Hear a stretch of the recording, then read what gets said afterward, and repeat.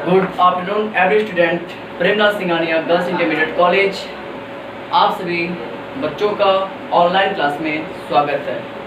Class 10 lesson number 1 अंतिम खाते। अंतिम खाते जो आपका चैप्टर है जिसे हम इंग्लिश में बोलते हैं फाइनल अकाउंट। फाइनल अकाउंट यह आपका जो चैप्टर है बहुत ही इम्पोर्टेंट है, क्योंकि फाइनल अकाउंट से क्वेश्चंस हाई स्कूल में कम से कम पासिंग नंबर का क्वेश्चंस बनते हैं। पासिंग नंबर तक का क्वेश्चंस फाइनल अकाउंट से आते हैं।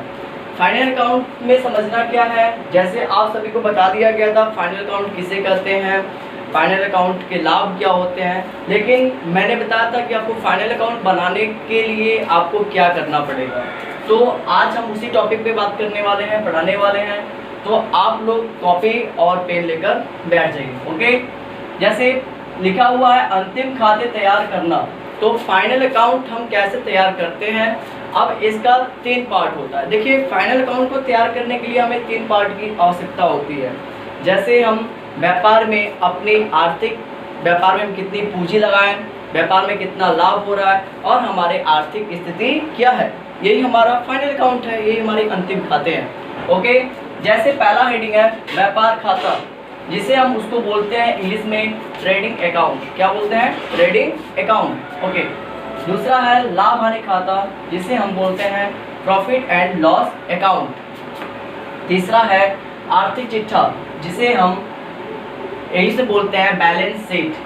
Balance sheet. ओके, हम एक एक टॉपिक पे बात करेंगे जिससे हमारी पढ़ाई को अच्छे से आप सभी बच्चे समझ सकें। पहला हेडिंग है व्यापार खाता। व्यापार खाता होता क्या है? ओके, जैसे मैं बताया था कि आपको फाइनल अकाउंट बनाने के लिए आप खाता बही से बना सकते हैं, लेकिन खाता बही से बनाने के लिए बहुत ज़्यादा प्रोसेस होते हैं, बहुत सारी नियम होते हैं, जिससे आप उतने अच्छे से नहीं कर पाते हैं। हम फाइनल अकाउंट तैयार करने के लिए हम बताए थे कि आप लोग तलपट से, जब तलपट की दोनों बैलेंस बराबर होती है तो तलपट के माध्यम से हम फाइनल अकाउंट तैयार करते हैं। तो व्यापार खाता तैयार करने से हमें फ़ायदा क्या होता है? व्यापार खाता तैयार करने से हमें फ़ायदे ये होते हैं कि हम अपने व्यापार में कितने रुपए के लिए वस्तु क्रय किए, कितना हमारा प्रत्यक्ष व्यय हुआ और कितना हम वस्तुओं को बेचे, और हमारे पास अगले वर्ष का कितना माल का स्टॉक बचा हुआ है, जिससे हम सकल लाभ या सकल हानि की जानकारी प्राप्त करते हैं। किससे? व्यापार खाते से। ओके, जैसे मान लीजिए आप अपने व्यापार में कितने रुपए का वस्तु खरीद रहे, जैसे मान लीजिए 10,000 रुपये का आप वस्तु का क्रय किए, कोई वस्तु 10,000 का क्रय किए, ठीक। उसके बाद 10,000 क्रय करने में आपको प्रत्यक्ष व्यय देना पड़ा। प्रत्यक्ष व्यय उसे कहते हैं, पहले तो आप जान लीजिए प्रत्यक्ष व्यय किसे कहते हैं।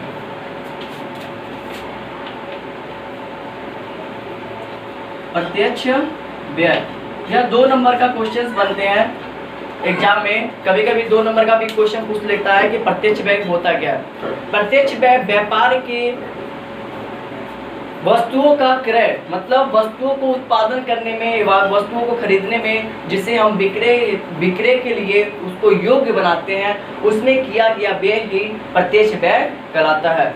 ओके, तो आप ये जानेंगे कि प्रत्यक्ष व्यय का जो भी होता है एंट्री जो होता है वह अंतिम खाते में हम एंट्री करते हैं। ओके, अंतिम खाते के व्यापार खाते में एंट्री करते हैं। ओके, तो प्रत्यक्ष व्यय, अब आपने समझ चुका कि व्यापार खाता किसे कहते हैं, ट्रेडिंग अकाउंट किसे कहते हैं, जो व्यापार की क्रय और विक्रय की एवं प्रत्यक्ष व्यय की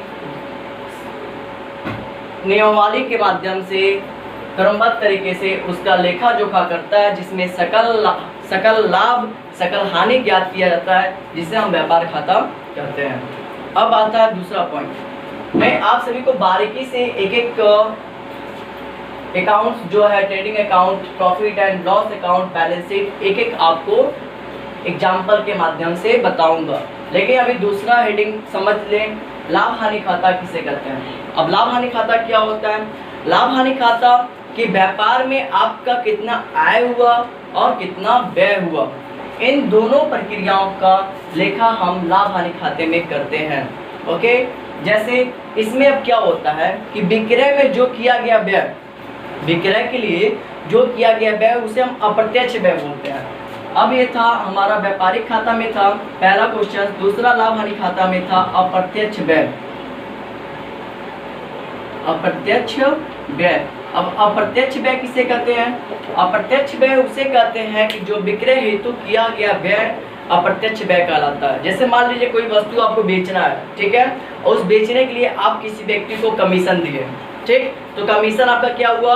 व्यय हुआ। तो व्यय हुआ तो आपका कहाँ जाएगा? डेबिट साइड में। जैसे इसमें 4 पार्ट होते हैं, एक पार्टिकुलर होता है, एक अमाउंट होता है, पार्टिकुलर अमाउंट। मैं आपको इसको अच्छे से बताऊंगा।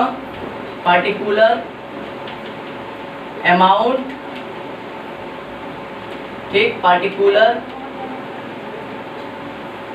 फिर अमाउंट। इधर आपको दिखाई नहीं दे रहा होगा, इसमें 4 पार्ट होते हैं, 4 कॉलम होते हैं, जिसमें पहला ये होता है डेबिट साइड और इधर साइड होता है क्रेडिट साइड। ओके, मतलब एक होता है डेबिट, एक होता है क्रेडिट। जो व्यय होते हैं वो डेबिट साइड में लिखते हैं, जो आय होते हैं वो क्रेडिट साइड में लिखते हैं। ओके, अभी इसको हम आपको अच्छे से एग्जाम्पल के माध्यम से आपको बताएंगे, क्वेश्चन सॉल्व कराएंगे, लेकिन आप फिलहाल इनके अर्थों को, इनके बारे में आप समझें।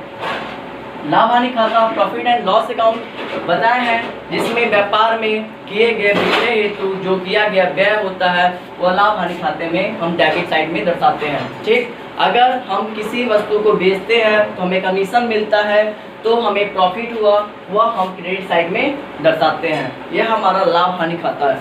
ठीक, जिसे हम अगर लाभ होता है तो नेट प्रॉफिट, अगर लॉस होता है तो नेट लॉस लिखते हैं। ओके, अब तीसरा हेडिंग है आर्थिक चिट्ठा।